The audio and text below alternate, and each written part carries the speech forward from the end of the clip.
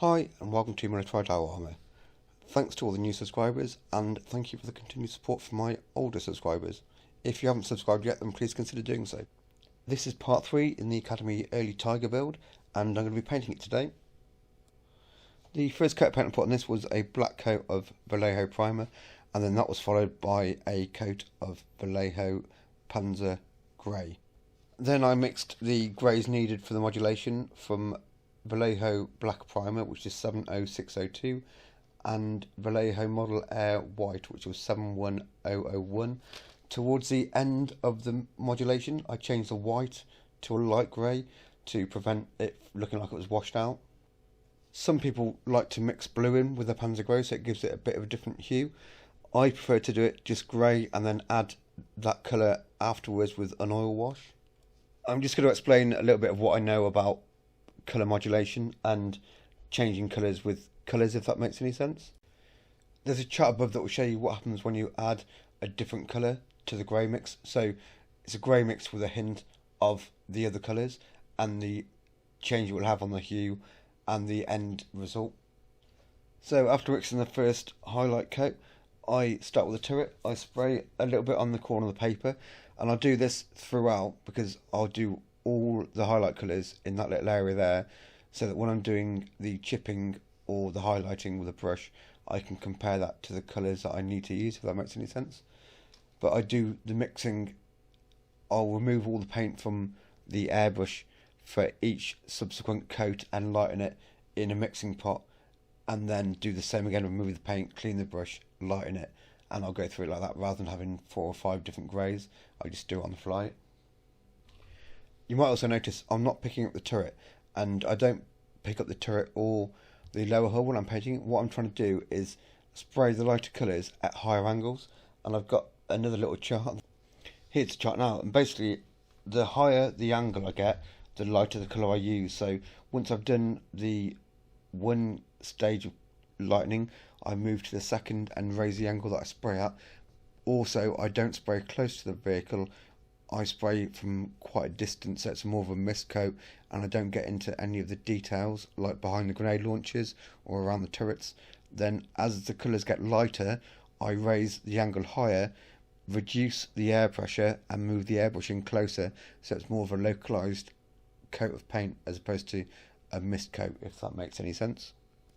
And as I mentioned earlier, the majority of the coats, probably 2 or 3 of the highlight coats of the 5 that I do, are lightened with the white at first, and then I start using a white light or light grey, so it doesn't wash the colour out too much and make it too white. I also mentioned before about people adding blue to the mix.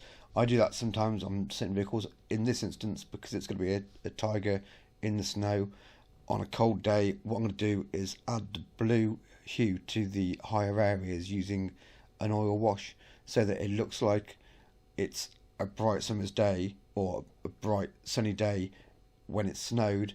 So the top of the tank has got some of the colour from the sky, which will make it bluer, and then from the ground on the side, which is why I'm leaving it as the grey colour, because it looks less blue as it's getting light from the snow, which is a little bit, I don't know, I just thought I'd give it a go. Here you can see where I've highlighted and tried to avoid highlighting. The area of the mantlet, I've tried to avoid highlighting that.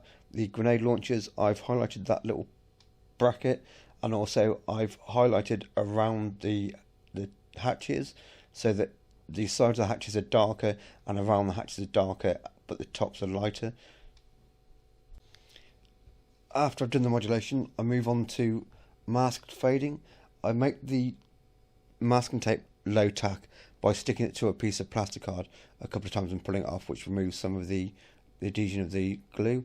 And what I do is I mark off where the panels are bent on the turret or the welds are, and apply a highlight to the higher part of the transition of panels, which makes the panels stand out a little bit more.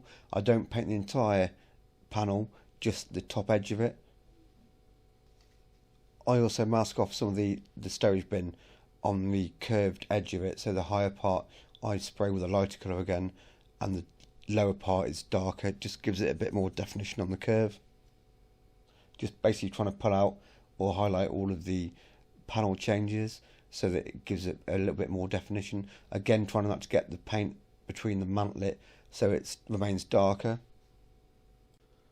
Then after I've done all the masked highlights, I move on to the brush highlights. I use a wet palette with a mix of greys in. This is where the bits of paint on the paper come in, because you can mix the paints on the colour palette to be brighter than the lighter colours that you sprayed on the tank. And don't forget that the paint actually lightens as it dries.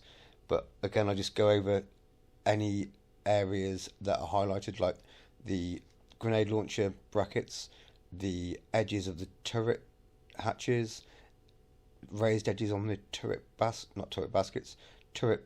cupolas, the edge of the mantlet, hinges, brackets that stick on.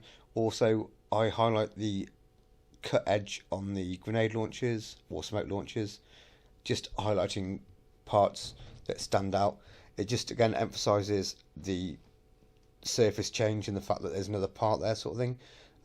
It will all be toned down with washes afterwards, so it does look stark, but it needs to look stark so that you have a contrast after you perform the rest of the processes, or I perform the rest of the processes that I do. I do a lot of oil work. I also do a lot of brush highlights. It's the way that I do my models and stuff. I quite enjoy it. I also do brush lowlights. For example, on the mantlet, where the vision hole is, on the upper area that goes towards a mantlet, I highlight that, and the lower area I put a low light on that, so it emphasises the fact that it's standing off. Also the bolts on the mantlet, and also on the end of the gun barrel, the casting on the end of the gun barrel, I highlight the edges of that as well. It just helps to bring out the change in, not texture, the change in, to bring out the fact that it's an edge as opposed to a surface. I also use the same wet palette for the chipping. It comes in handy because obviously the colours stand out, so it's a good colour to use for the scratches on the surface where there's been wear and tear, so it's just a good process to go through. Also, I highlight the edge of the turret where it matches or meets the top between the weld and the top of the turret. I just highlight the edge of the turret material. That gives it a good, nice bit of definition. And the bolts on the pistol ports. I repeat all of the processes on the lower hull and also the running gear. The lower hull, on the sides of it you have the darker colours, so there's very few of the lightest colours on the lower hull apart from the top of the lower hull, but I'll just go through that quickly. First, there are some stills of the finished turret. In these stills you can see where the brush highlights were applied.